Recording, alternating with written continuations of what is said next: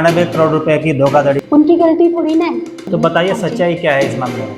उन्होंने 1 रुपए का भी फ्रॉड नहीं किया। पुलिस ने पूरा मामला एक तरफा लेके चल, जिसमें निर्दोष लोग अंदर हैं। ये लगभग 2 करोड़ तक सुसाइड कर ले, किसी को भी अटैक आ जाए कस्टमर को, तो उसकी जिम्मेदारी आप लोग ले। नमस्कार, मैं हूं नरेश थपलियाल और आप देख रहे हैं सिद्धबरी न्यूज। आज के विशेष पॉडकास्ट में आज हम चर्चा करेंगे कोटद्वार में ठगे जा रहे लोगों की। बात हो रही है निवेश के नाम पर तमाम संस्थाएं यहां पर चल रही हैं।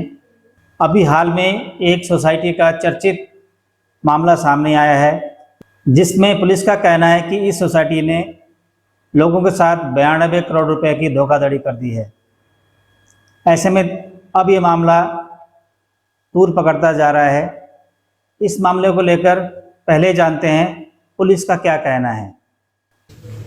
पौड़ी पुलिस के द्वारा 5 लोगों को गिरफ्तार किया गया है। ये 5 लोग एक LUCC जो कि Loni urban credit cooperative society के नाम से काम कर रहे थे, और ये लोगों को प्रलोभन देते हुए इन्वेस्टमेंट के नाम पर लोगों से पैसे लेते थे, जिसमें ये लोग इन्वेस्टमेंट के नाम पर फॉरेन में इन्वेस्टमेंट करवाने के लिए ऑयल फील्ड्स में, रिफाइनरीज में या गोल्ड में इन्वेस्टमेंट करवाने के नाम पर लोगों से पैसा लेते थे, जिसका अभी तक हम लोगों ने जो ट्रांजैक्शन देखा है 92 करोड़ का, उसमें अभी तक जो मैच्योरिटी इनकी पेंडिंग है, देनदारी है पब्लिक के लिए, और लगभग 190 करोड़ की इनकी ट्रांजैक्शन हुई है अकाउंट्स में।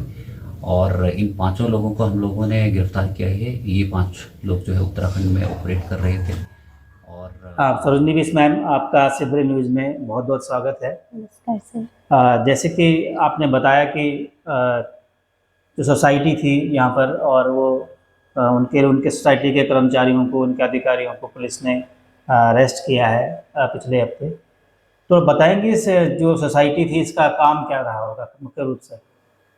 सर, सोसाइटी का जो मुख्य रूप से काम था वो लोगों को स्वरोजगार देने का था। जी, ठीक है।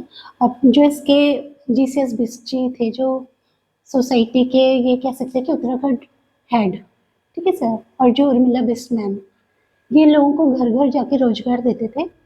और रोजगार देने का क्या मुख्य कारण था कि हमारा जो उत्तराखंड है, ये देश है, जो भी है, सहकारिता के द्वारा जी, रोजगार प्रदान करता है। जी, और इसमें नहीं भी तो 15,000 के करीब ऐसे एजेंट हैं जो गरीब परिवार से हैं, और उत्तराखंड के अंदर सोसाइटी के माध्यम से उन्हें रोजगार मिल रहा है। और आगे भी यही था कि वो इसके माध्यम से रोजगार ले रहे थे, लेकिन अब 27 तारीख की न्यूज़ के बाद आगे क्या होता है किसी को कुछ नहीं पता।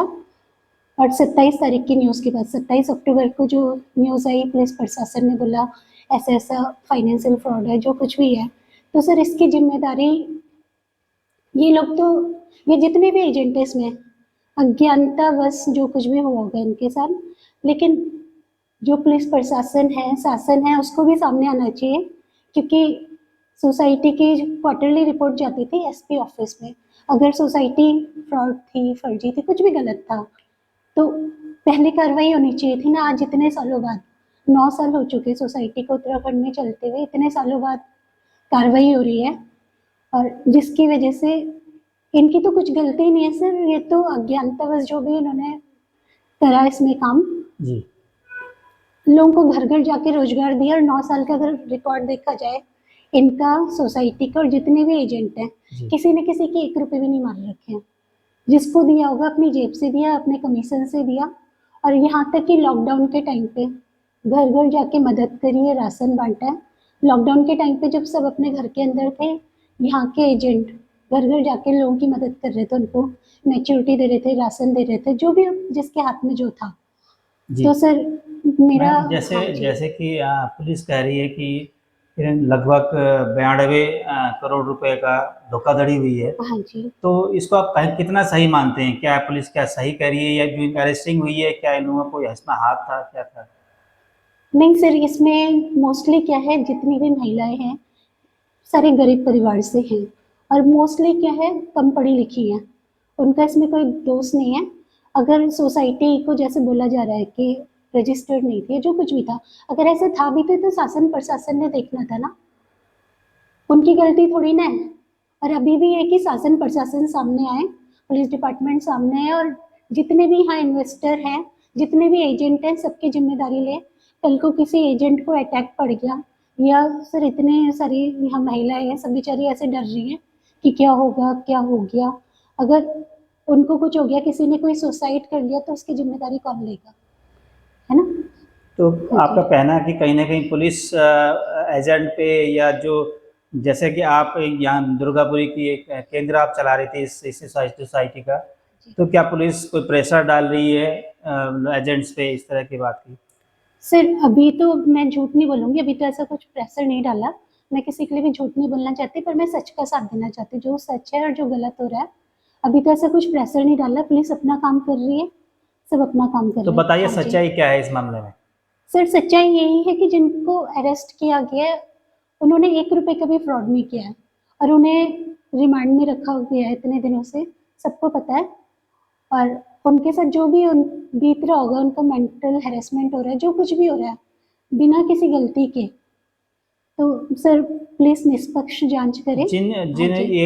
मतलब एक लड़की ने, एक महिला ने जो इसमें एफआईआर दर्ज कराई है, वो हाँ क्या जी। मामला था, आपको नॉलेज में होगा? सर उस लड़की ने जो एफआईआर दर्ज कराई थी, उसका जो सुविधा सेंटर का प्रबंधक था, उसका पर्सनल मैटर था। दुगड्डा सुविधा सेंटर जो भी था, उनका पर्सनल मैटर था, इसका सोसाइटी से कोई लेना देना नहीं था। अच्छा, हाँ जी। तो उन्होंने एफआईआर दर्ज कराई कि मेरे पैसे हाँ उन्होंने जी। जमा नहीं किए, हाँ तो जी। क्या था मामला सर वो उसका? उनका पर्सनल मैटर था, और तब भी उर्मिला बिष्ट मैम ने एज ए नीडी पर्सन समझ के उनकी हेल्प करके, क्योंकि उर्मिला बिष्ट मैम उस सुविधा सेंटर जो था उसकी हेड थी, अपलाइन थी, तो मदद करी कि चल ये नीडी पर्सन है, इसका नुकसान हुआ है, इसकी मदद करते हैं। लेकिन उसके बाद भी आज उनको क्या सिला मिला किसी गरीब के और नीडी पर्सन की मदद करके? 1 रुपए का फ्रॉड नहीं करा उन्होंने, किसी के 1 रुपए नहीं खाए, जिसकी मदद करी उन्होंने करी, और आज तो जेल पुलिस में। ने क्या उस जो लड़की थी उनकी इंक्वायरी नहीं की होगी, या उसमें क्या कमी आपको नजर आई? सिर्फ कमी ये नजर आई कि पुलिस ने ये नहीं देखा कि मामला क्या है। पुलिस ने पूरा मामला एक तरफा लेके चली गई सोसाइटी की ओर, जिसमें निर्दोष लोग अंदर हैं, जिनकी 1% भी मिस्टेक नहीं है कुछ। ये पुलिस ने अपनी रिपोर्ट में कहा है कि इन लोगों को सोसाइटी ने बड़ी बड़ी कारें दी, प्लॉट्स दिए, ये कहाँ तक सत्य है? सर ये 1% भी सत्य नहीं है। जिन लोगों को कारें मिली, जो बोला जा रहा है प्लॉट्स मिले, आप उनके बैंक में जाके पता करिए, सबका लोनिंग में चल रहा है। सोसाइटी किसी को कुछ नहीं देती, जो जितनी मेहनत करता है उसको उतना कमीशन आता है। और पिछले 1-1.5 साल से तो हर चीज़ में अपडेट चल रहा था, पूरा प्रॉपर मोबाइल बैंकिंग ऐप के थ्रू काम हो रहा था, और प्रॉपर मोबाइल बैंकिंग ऐप के थ्रू काम होने के चक्कर में ऐप में अपडेट चल रहा था, तो जो कमीशन आता भी था वो भी कट के आ रहा था। तो सब अपनी अपनी मेहनत का खा रहे थे, ऐसा नहीं है कि सोसाइटी ने दिया या किसी कस्टमर ने दिया या एजेंट ने दिया। सोसाइटी ने किसी को भी कोई गाड़ी नहीं दी है, नहीं सर, ना कोई प्लॉट दिया है? नहीं। ओके। हाँ जी। जैसे कि आपने बताया कि आप ये दुर्गापुरी सेंटर के आप इंचार्ज हैं और यहाँ पर चला रही हैं, हाँ जी। पिछले 6 साल से आप यहाँ हाँ पर जी। इसको सही चला रही हैं। हाँ जी। तो थोड़ा एक सवाल एक होता है कि दुर्गापुरी में कितने लोग आपसे जुड़े हुए हैं, और कितना कितने का अभी तक इसमें निवेश हो चुका है लोगों का इस सोसाइटी में? सर दुर्गापुरी जो सेंटर है उसे मैं चला रही हूँ, उसमें मैं एज अ स्वयं सेवी कहते हैं जैसे, जी सोशल वर्कर, उसमें वर्क कर रही हूँ। जी। ठीक है, उसमें मेरा अपना परिवार, फैमिली एंड फ्रेंड्स हैं सारे। उसमें मेरे फैमिली और फ्रेंड्स के लगभग 2 करोड़ तक का निवेश है ये। 2 करोड़ रुपए का निवेश पिछले 6 सालों में इसमें हुआ है?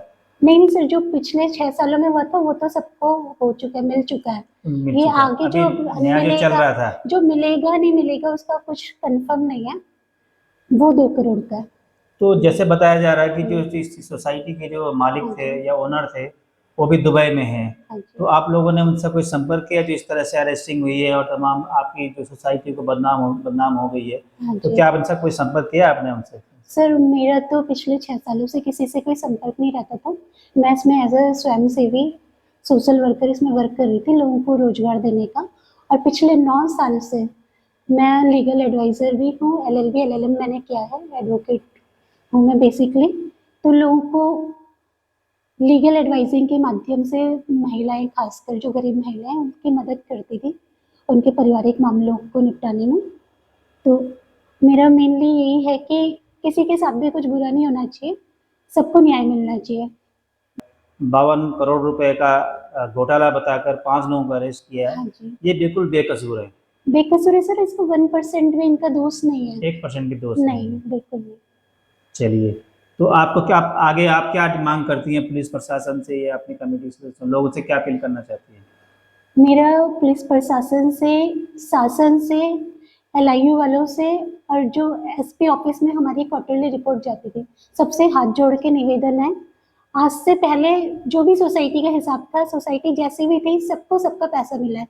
पर अब 27 अक्टूबर 2024 के बाद अगर आगे किसी का पैसा ना मिले, कोई भी एजेंट सुसाइड कर ले, किसी को भी अटैक आ जाए कस्टमर को, तो उसकी जिम्मेदारी आप लोग लें प्लीज। धन्यवाद। तो ये थी सरोजनी बिस जी।